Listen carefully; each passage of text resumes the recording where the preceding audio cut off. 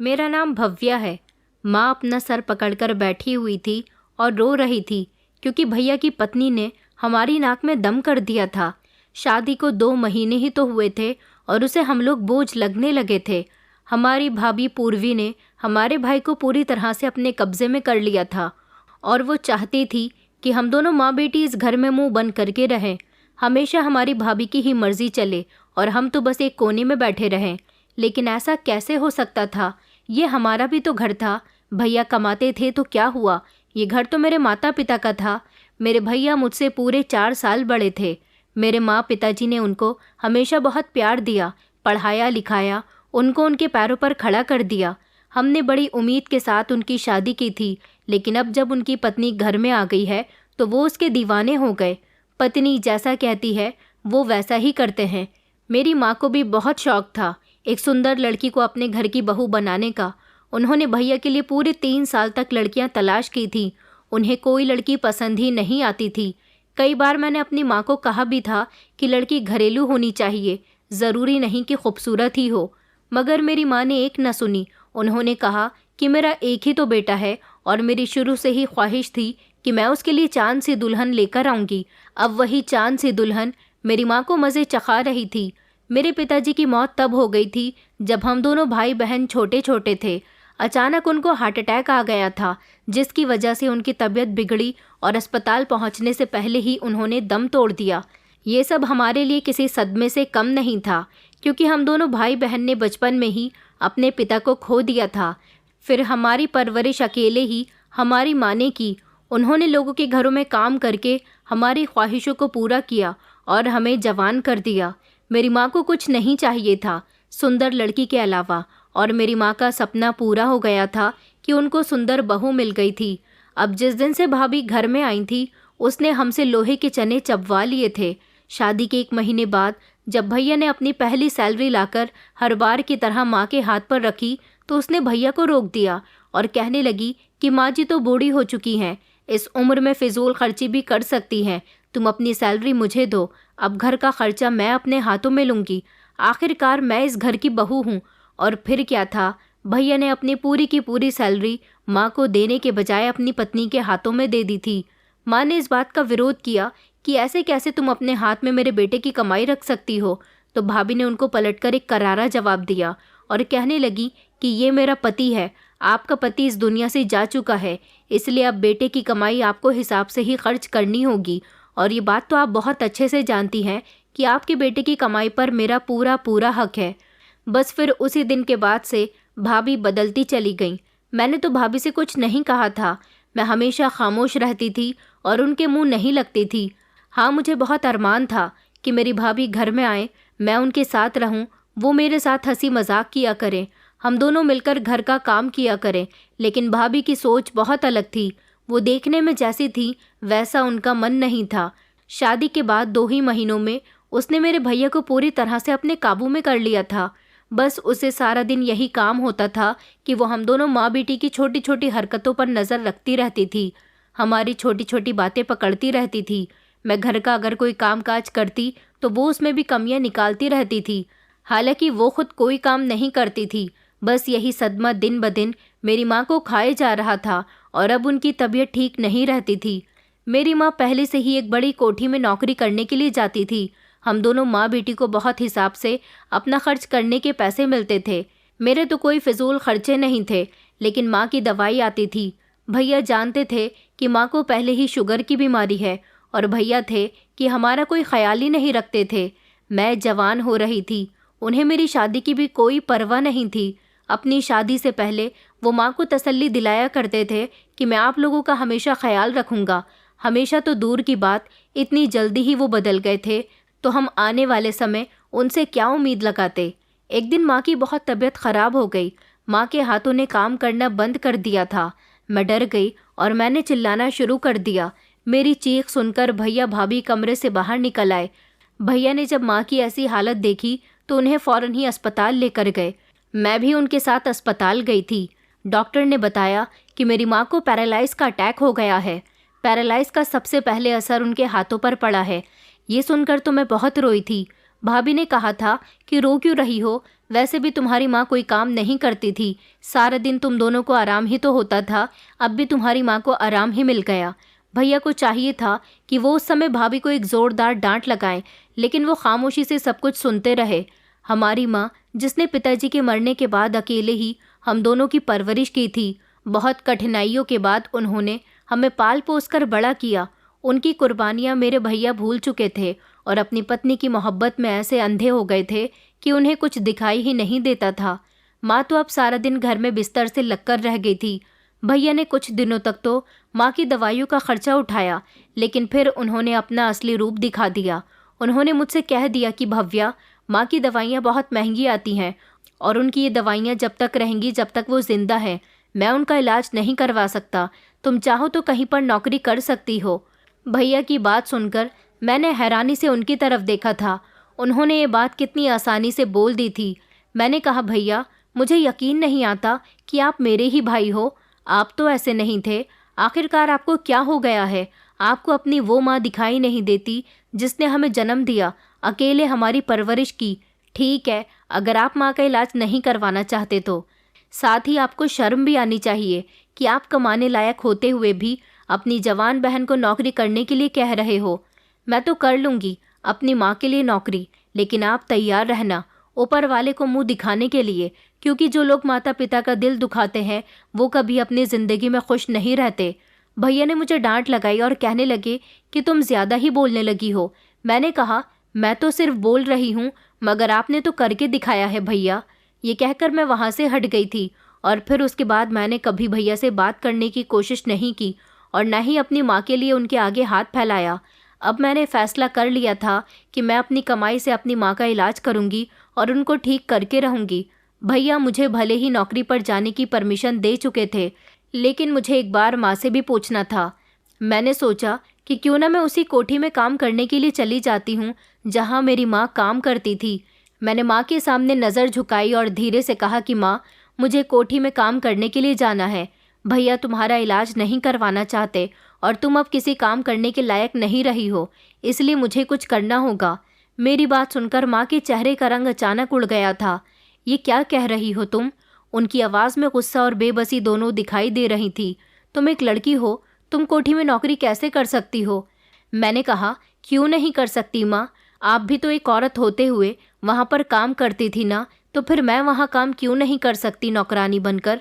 माँ कहने लगी कि नहीं, मैं तुम्हें इस बात की इजाज़त नहीं दूंगी कि मेरी बेटी दूसरों के घर में नौकरानी बनकर काम करे। भले ही मेरे हाथ पैरों ने काम करना बंद कर दिया है, लेकिन अभी मैं ज़िंदा हूँ। तुम्हें मेरी फ़िक्र करने की कोई ज़रूरत नहीं है। मैंने कहा ना कि कोई दूसरा रास्ता नहीं है। तुम सिर्फ ज़िंदा हो, किसी काबिल नहीं हो माँ। मैं तुमको ठीक करना चाहती हूँ। मैं तुम्हें ऐसी हालत में नहीं देख सकती। क्या मेरा कोई फ़र्ज़ नहीं बनता तुम्हारा इलाज करवाने का? भैया ने हमारी जिम्मेदारियों से मुंह मोड़ लिया है तो क्या हुआ? मैं हूं ना आपका सहारा। मैं हमेशा आपके साथ रहूंगी, आपका ख्याल रखूंगी। मैंने माँ से रिक्वेस्ट की और कहा कि माँ, हमें तो यहाँ ठीक से खाने को भी नहीं मिलता। मैं नौकरी करने लगूंगी तो आपके लिए फ्रूट्स वगैरह भी लेकर आया करूंगी और आपकी दवाइयों के लिए भी मेरे पास पैसे नहीं हैं। मैंने अपनी आंखों से आंसू पोंछे। वो मेरी बात को अच्छी तरह से समझ रही थी। मैंने माँ को समझा दिया था कि मैं कोई गलत काम नहीं कर रही हूँ, बस आपकी जगह लेना चाहती हूँ। माँ ने गुस्से से मेरी तरफ देखा और कहने लगी कि लोग क्या कहेंगे कि हम तुमसे नौकरी करवा रहे हैं। मैंने कहा, माँ, लोगों के कहने की परवाह तो आपके बेटे को करनी चाहिए थी। मैं ये सब कुछ किसी शौक में नहीं कर रही हूँ, बल्कि आपकी तरफ से मजबूर हूँ। मेरी बात पर माँ की आंखों में आंसू आ गए। भैया तो हमारा कोई ख्याल ही नहीं रखते। आपको कुछ हो गया तो मैं भी जिंदा नहीं बचूंगी, मैंने रोते हुए कहा। मेरी बात पर माँ का चेहरा सख्त पड़ गया था। मैंने उनको रोते हुए देखा। मैंने नरमी से उनका हाथ थाम लिया और कहा कि माँ, मुझे जाने दो। ये सब मैं मजबूरी में कर रही हूँ, किसी ज़िद में आकर नहीं। मैंने गहरी सांस ली और फिर मैं वहाँ से उठ गई। मेरी माँ की खामोशी मेरे लिए इजाज़त थी। मैं अगले ही दिन कोठी के बड़े बड़े दरवाज़ों के सामने खड़ी थी। मैंने एक पल के लिए गहरी सांस ली और सोचा कि ये वही जगह है जहाँ पर मेरी माँ बरसों से नौकरी कर रही थी, जहाँ की हर दीवार उनको पहचानती थी। लेकिन आज मैं यहाँ पर एक नई पहचान के साथ आई थी। मैंने दरवाज़ा बजाया तो अंदर से एक बूढ़ी नौकरानी आई, जिसने दरवाज़ा खोला। वो मुझे जानती थी कि मैं यहाँ की नौकरानी सुनीता की बेटी हूँ। उसने हैरान होकर कहा कि भव्या, तुम यहाँ पर? मैंने उनको बताया कि माँ की तबीयत ठीक नहीं है, मैं यहाँ उनकी जगह काम करने के लिए आई हूँ। उन्होंने मुझे हैरानी से देखा, फिर सर हिला दिया और कहने लगी कि अंदर आ जाओ, मालकिन जी से बात करने के लिए। मुझे घबराहट हो रही थी। माँ की जगह लेना आसान नहीं था, लेकिन मैं काम करने के लिए तैयार थी। कोठी के दरवाजे पर कदम रखते ही एक अजीब सी घुटन ने मेरा स्वागत किया। आलीशान फर्नीचर, खूबसूरत घर, एक से एक महंगा सामान, लेकिन यहाँ की हवा में एक अजीब सी सरसराहट थी। सब कुछ जैसे किसी पुराने सपने का हिस्सा हो। कोठी के अंदर दाखिल होते ही मुझे एक आवाज़ आई, यहाँ आओ। मैंने पीछे मुड़कर देखा। पीछे मालकिन खड़ी हुई थी। उन्होंने सख्त शब्दों में मुझे आवाज़ लगाई। मैं उनके करीब गई और उनको बताया कि माँ की तबीयत बहुत ख़राब हो गई है, माँ यहाँ काम पर नहीं आ सकती, इसलिए उनकी जगह पर मैं यहाँ आ गई हूँ। मैंने माँ के मुंह से मालकिन के बारे में बहुत कुछ सुन रखा था। वो उसूलों की बहुत पाबंद थी और बहुत ही गुस्से और घमंड करने वाली औरत थी, लेकिन ये सब मेरे लिए कोई मतलब नहीं रखता था। मुझे बस काम चाहिए था, किसी भी कीमत पर। उन्होंने मेरी नज़रों में देखा और कहने लगी कि नाम क्या है तुम्हारा? मैंने कहा कि मेरा नाम भव्या है। वो कहने लगी कि काम कर लोगी ठीक से? मैंने कहा कि जी, मैं यहाँ हर काम करूँगी। फिर उन्होंने मेरे चेहरे से नज़र हटा ली और वो सोफे पर बैठ गईं। उन्होंने कहा कि ठीक है, आज से तुम यहाँ काम करोगी। मैंने एक गहरी सांस ली कि शुक्र था कि उन्होंने मुझसे ज़्यादा सवाल जवाब नहीं किए। लेकिन तभी अचानक कुछ ऐसा हुआ जिसने मेरे होश उड़ा दिए और मैं खुद भी गहरी सोच में चली गई कि आखिर ये हुआ तो क्या हुआ। रोशनी, मेरी प्यारी रोशनी, एक जवान और लंबे कद का लड़का अपनी आंखों में चमक लिए रोशनी रोशनी करता हुआ वहां आया। वो मुझे देखकर मुस्कुराने लगा। उसकी मुस्कुराहट में एक अजीब सी मासूमियत थी, मगर कुछ ऐसा भी था जिसे मैं बयान नहीं कर सकती। रोशनी, तुम आ गई। वो बार बार सिर्फ एक ही बात कह रहा था। उसकी बात सुनकर मैं दंग रह गई थी। मैंने जल्दी से उसे नजरें जुराईं और मालकिन की तरफ देखने लगी, लेकिन मालकिन के चेहरे पर गुस्से भरे एक्सप्रेशन आ गए थे। वो फौरन उठकर खड़ी हो गई और तेज कदमों से उस लड़के की तरफ जाने लगी कि कबीर, जल्दी से अपने कमरे में चले जाओ। वो लड़का एकटुक मुझे देख रहा था, जैसे वो मुझे सालों से जानता हो, जैसे सच में मैं उसकी रोशनी हूँ। मालकिन ने जल्दी से नौकरानी को इशारा किया और वह फौरन ही कबीर को ज़बरदस्ती अपने साथ लेकर जाने लगी। लेकिन कबीर वहाँ से जाना नहीं चाहता था। वो उसे खचेड़ते हुए ले जा रही थी और वो बार बार यही कह रहा था कि रोशनी, तुम आ गई। रोशनी, प्लीज़ अब कहीं मत जाना। मैं हैरान होकर ये सब कुछ देख रही थी। आखिर ये हो क्या रहा है? कोठी के माहौल में पहले से ही एक अजीब सी बेचैनी थी, लेकिन ये लड़का तो मुझे बड़ा अजीब लग रहा था। इसको देखकर ऐसा लगता था जैसे ये किसी और ही दुनिया में जी रहा है। तभी एक नौकरानी मेरे करीब आई। उसकी आंखों में मुझे डर साफ नजर आ रहा था। उसने धीरे से मेरे कान में कहा कि ध्यान रखना अपना, जो तुमने आज देखा है वो यहीं पर ख़त्म नहीं होगा। मैं घूर कर उसे देखने लगी। मैंने कहा, क्या मतलब? लेकिन उसने मेरी बात का कोई जवाब नहीं दिया। वो इधर उधर देखने लगी। वो वहाँ से चली गई थी और मैं गर्दन मोड़कर उसे दरवाजे की तरफ देख रही थी जहाँ कबीर को ले जाया गया था। वो दरवाज़ा उसे अंदर भेजने के बाद धीरे से बंद हो गया, लेकिन मेरे दिल और दिमाग में कई सारे सवाल घूमने लगे थे। कोठी में मेरा पहला दिन ही अजीब गुजरा था, लेकिन अगले दिन जब मैं यहाँ आई तो जैसे कुछ और ही कहानी लेकर आई थी। मैंने काम में बिजी होने की कोशिश की, लेकिन मैं बार बार कबीर के कहे हुए शब्दों के बारे में सोच रही थी। इतने में ही मैं किचन से निकलकर जैसे ही बाहर गई तो मैंने देखा कि वो फिर से अपने कमरे से बाहर निकल आया था। उसकी नज़र मुझ पर पड़ गई और वो फिर मुझे देखकर चिल्लाने लगा कि रोशनी, रोशनी, सुनो मेरी बात, तुम आ गई हो। वो तो मुझे ऐसे देख रहा था जैसे मैं सच में उसकी कोई खोई हुई चीज़ हूँ। मैं उसको इग्नोर करते हुए वापस किचन में आ गई थी। किचन में दाखिल होते ही मैंने देखा कि नौकरानियाँ आपस में खुसुर पुसुर कर रही थी और मुझे देखते ही वो फ़ौरन खामोश हो गई। मैंने उनको नज़रअंदाज करने की कोशिश की और फिर मैं अपने काम में बिज़ी हो गई, लेकिन ना जाने क्यों मुझे ऐसा महसूस हो रहा था जैसे मेरे आसपास डर की लहर दौड़ रही है। ये सब पहले भी हो चुका था। एक बार फिर से मैंने धीमी आवाज़ सुनी तो मैंने फ़ौरन ही पलटकर देखा। इस घर की मेरी माँ के साथ की पुरानी नौकरानी जो चूल्हे के पास खड़ी हुई थी, उनका चेहरा झुर्रियों से भरा हुआ था और आंखों के नीचे काले घेरे थे, जैसे बीते हुए समय के किसी पुराने डर को वो जी रही हों। मैंने नज़र चुराई और साफ सफाई में बिजी हो गई, लेकिन अंदर ही अंदर मेरा शरीर कांप रहा था। मैंने अब फिर से देखा कि वो दोनों नौकरानियां आपस में बातें कर रही थी कि ये सिर्फ इसके साथ ही हो रहा है। जैसे ही मैंने पीछे पलटकर देखा तो वो मुझे देखकर खामोश हो गईं और अपने अपने काम में लग गईं। क्या ये सब मेरा वहम था या फिर कुछ और? लेकिन नहीं, ये कुछ ना कुछ तो ज़रूर था। शायद कुछ तो था जो ये लोग जानते थे लेकिन मुझे बताने के लिए तैयार नहीं थे। शाम को मैं गार्डन की सफाई करने के लिए चली गई थी। जब एक साया मेरे करीब से गुजरा, मैंने नज़र उठाई तो देखा कि करीब अपनी गैलरी में खड़ा हुआ था। नीचे की तरफ झुककर मुझे देख रहा था। उसकी आंखों में वही चमक थी और होठों पर भी वही मुस्कुराहट थी जो पहली बार मुझे देखकर आई थी। उसने फिर कहा, रोशनी। मैं डर गई। इससे पहले मैं उससे कुछ कहती, एक नौकरानी जल्दी से मेरे पास आई और मेरे हाथ से झाड़ू लेकर कहने लगी कि तुम जाओ, तुम्हें मालकिन बुला रही हैं। उसके शब्दों में अजीब सी घबराहट थी। मैंने हैरानी से उसकी तरफ देखा लेकिन वो मुझसे नज़र मिलाकर बात नहीं कर रही थी।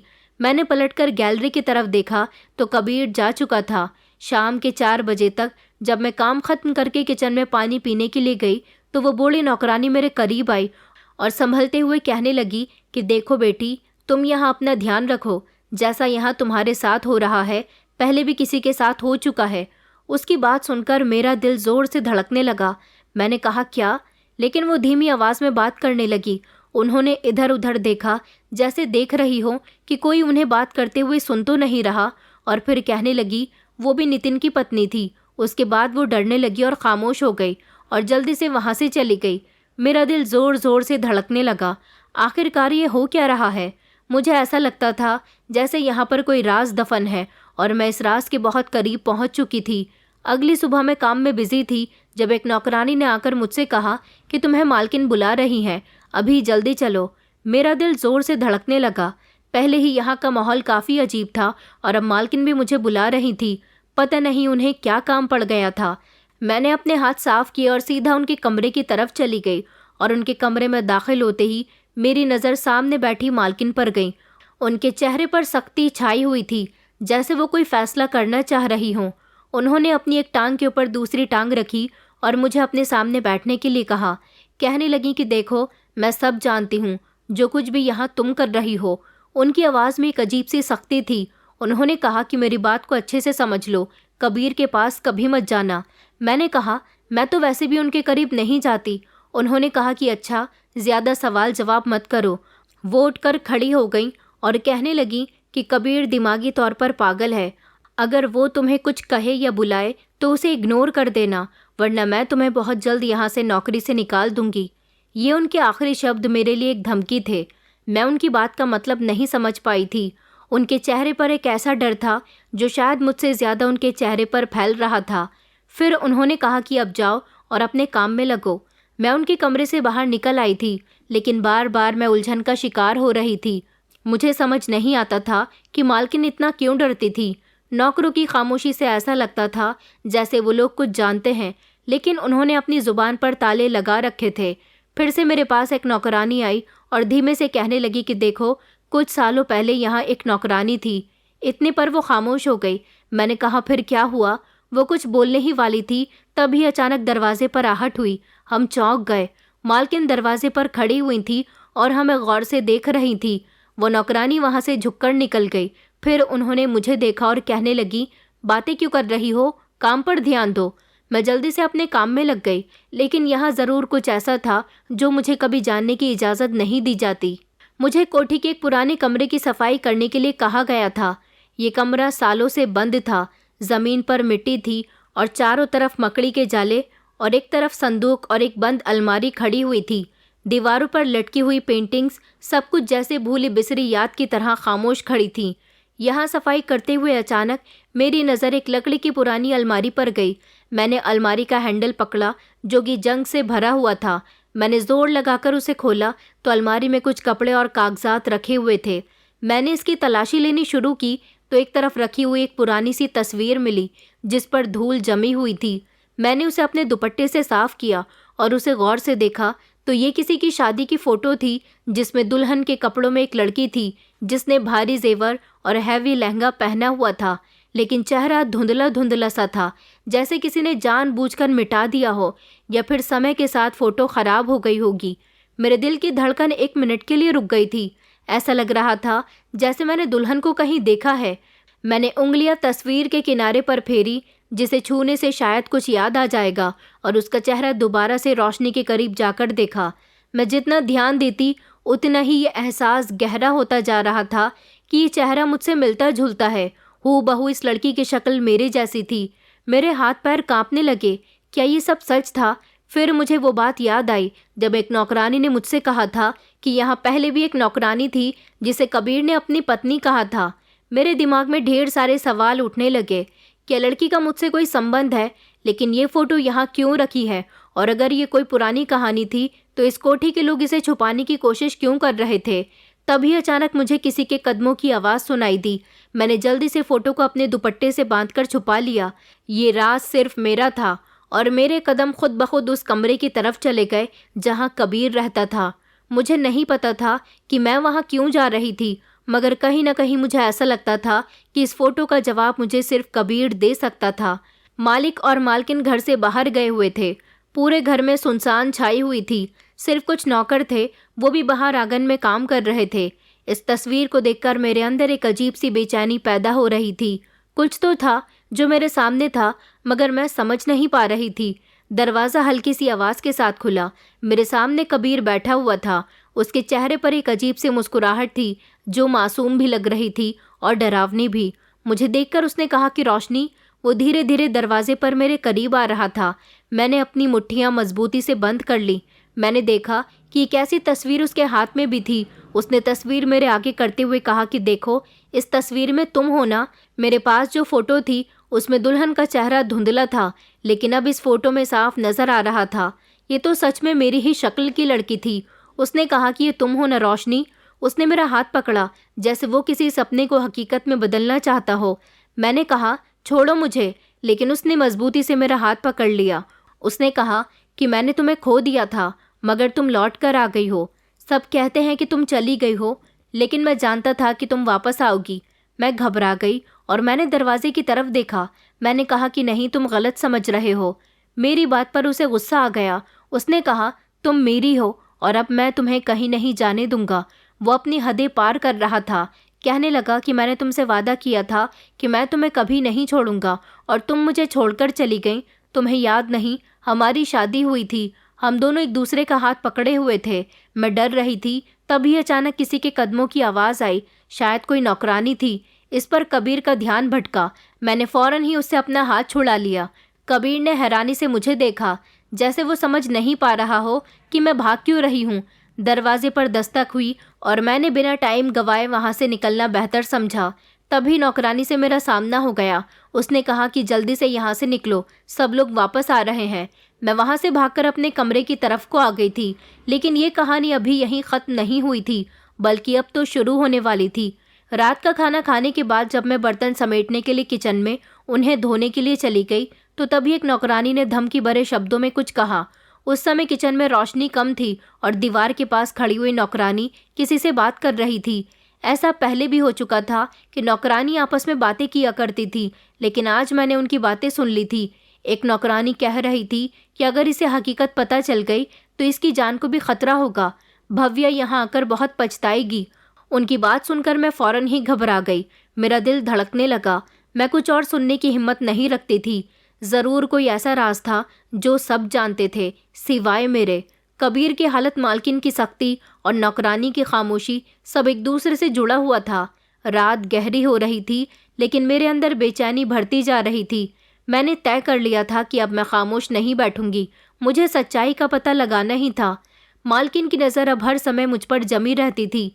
वो जहाँ से भी गुजरती ऐसा महसूस होता था जैसे मुझे जांचने की कोशिश कर रही हैं, मेरी हर हरकत पर नज़र रख रही हैं।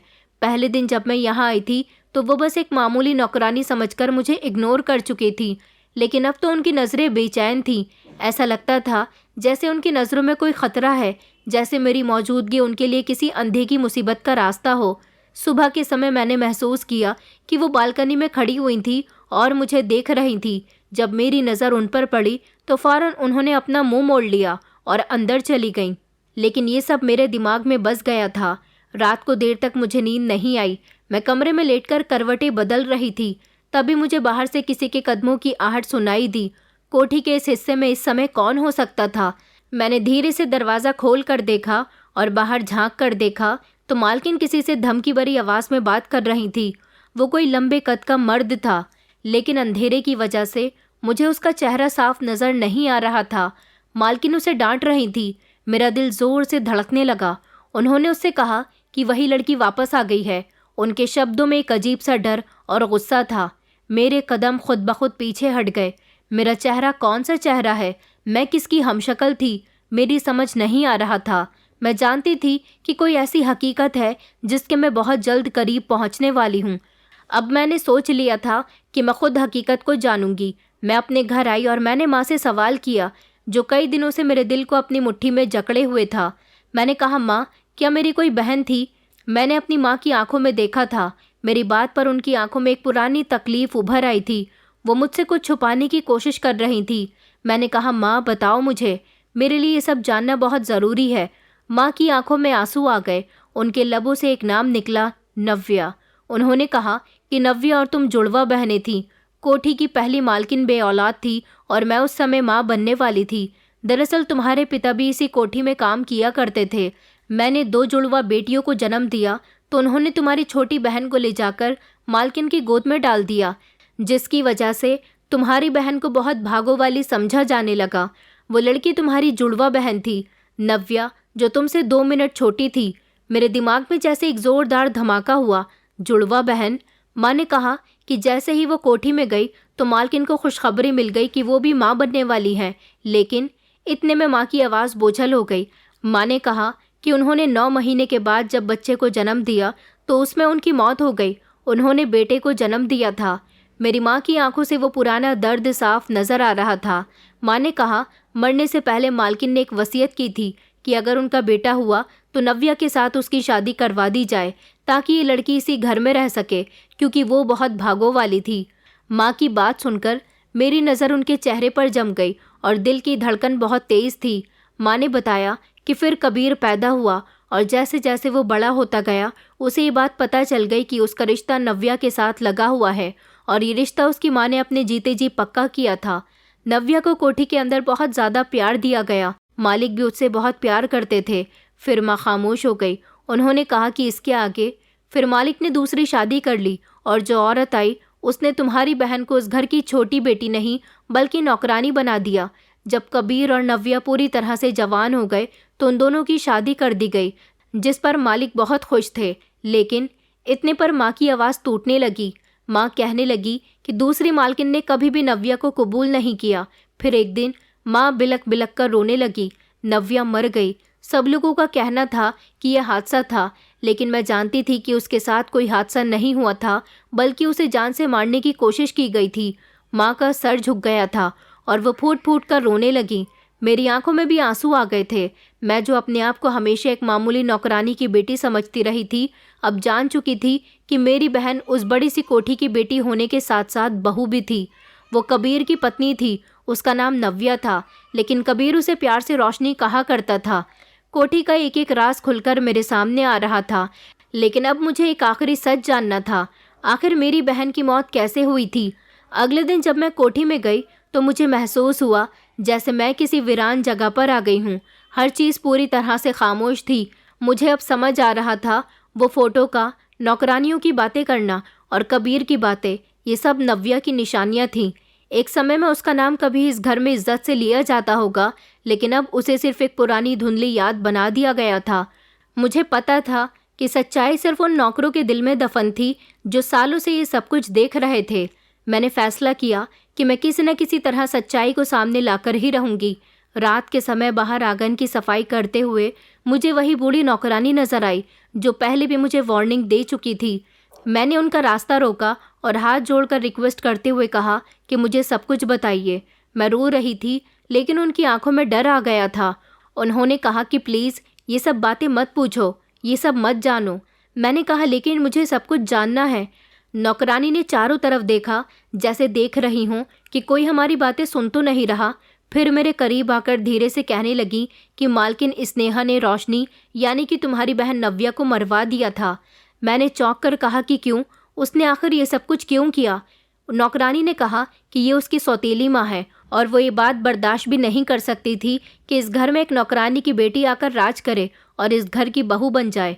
उनकी बातें सुनकर मेरी सांसें तेज हो गईं। मैंने कहा, नव्या को कैसे मारा गया? नौकरानी ने डर से सर झुका लिया और कहने लगी कि इस बारे में किसी को कुछ नहीं पता। कोई कहता है कि उसे सीढ़ियों से धक्का दे दिया गया था, कोई कहता है कि उसे जहर दे दिया गया था।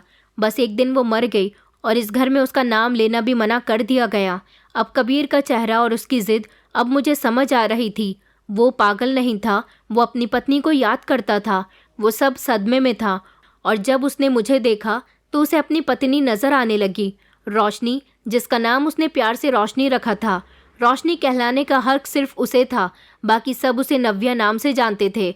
कबीर हमेशा गैलरी में बैठा रहता था और आसमान की तरफ देखता रहता था, या फिर कभी कभी वो खुद से ही बातें करने लग जाता था। वो दुनिया में होते हुए भी दुनिया से अलग था।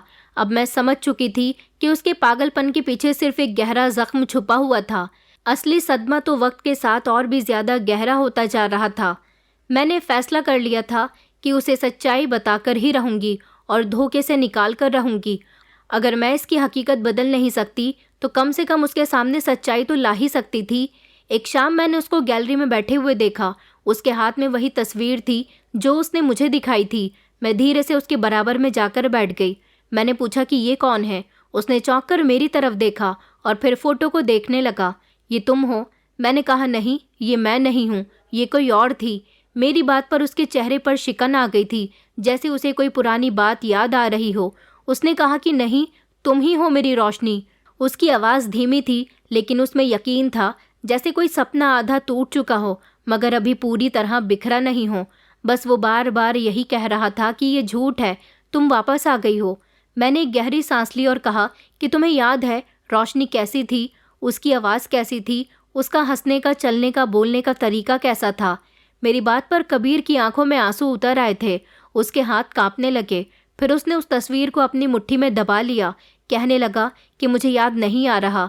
उसकी सांस उखड़ने लगी थी। मैंने कहा, याद करो कबीर, वो तुम्हारी पत्नी थी, वो तुम्हारी रोशनी थी।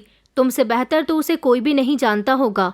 वो अपने हाथों में बंद की हुई तस्वीर को हाथ खोलकर घुमाने लगा और फिर धीरे धीरे उसके चेहरे पर मायूसी उतरने लगी। मैं जानती थी कि एक दिन में पॉसिबल नहीं हो सकता, मगर पहली दरार उसके चेहरे पर पड़ चुकी थी। कबीर के सपने हकीकत में बदलने वाले थे। उसे धोखे में रखा जा रहा था, लेकिन मैं अब ये धोखा ख़त्म करने वाली थी। पुराने कमरे में जहाँ कोई कम आता जाता था, मैं वहाँ जाकर सफाई के दौरान उस कमरे की तलाशी लेने लगी। वहाँ जो अलमारी रखी हुई थी, उसके सबसे नीचे वाले खाने में कपड़ों के नीचे एक मुड़ा हुआ लिफाफा नजर आया। मैंने उसे निकाला और झाड़ कर खोल कर देखा तो उसके अंदर एक नाजुक सा कागज़ था जिस पर लिखा हुआ था, अगर ये ख़त कभी किसी को मिले तो समझना कि मैं ख़तरे में हूँ। यहाँ सब कुछ ठीक नहीं है। मुझे लगता है कि कोई मेरे खिलाफ साजिश कर रहा है। मुझे नहीं पता मैं कब तक जिंदा रहूंगी, लेकिन अगर मुझे कुछ हो जाए तो सच को कभी छुपने मत देना। ये खत पढ़कर मेरे हाथ कांपने लगे। कमरे की खामोशी जैसे मुझ पर हमला कर रही हो। ये खत मेरी बहन का था। वो जानती थी कि उसके साथ कुछ गलत होने वाला है। उसे अपनी मौत का खतरा था और फिर वो मर गई, जैसे वो पहले से जानती हो कि उसके साथ क्या होने वाला है। अब मेरे पास सबूत है कि उसकी मौत कोई हादसा नहीं थी, बल्कि उसे मारा गया था। उसे मालकिन ने मरवाया था, वही उसकी कातिल थी। मेरी आंखों में आंसू आ गए, मगर मैंने उन्हें गिरने नहीं दिया। मुझे अपनी बहन की मौत का बदला लेना था। ये ख़त मेरे लिए एक सबूत था, एक सच्चाई थी जो सालों से यहाँ की दीवारों में कैद थी, मगर अब बाहर आएगी। सबसे पहले मुझे कबीर को इस सदमे से बाहर निकालना था, मगर उसे जानना था कि जिसे वो अपनी दीवानगी में पुकार रहा था वो तो मर चुकी है। वो उसकी मोहब्बत थी, लेकिन उसकी मोहब्बत का कत्ल हो चुका है। अब खेल ख़त्म होने वाला था। यहाँ हर चीज़ पहले जैसी थी और हवा में भी एक अजीब सी घुटन फैल गई थी।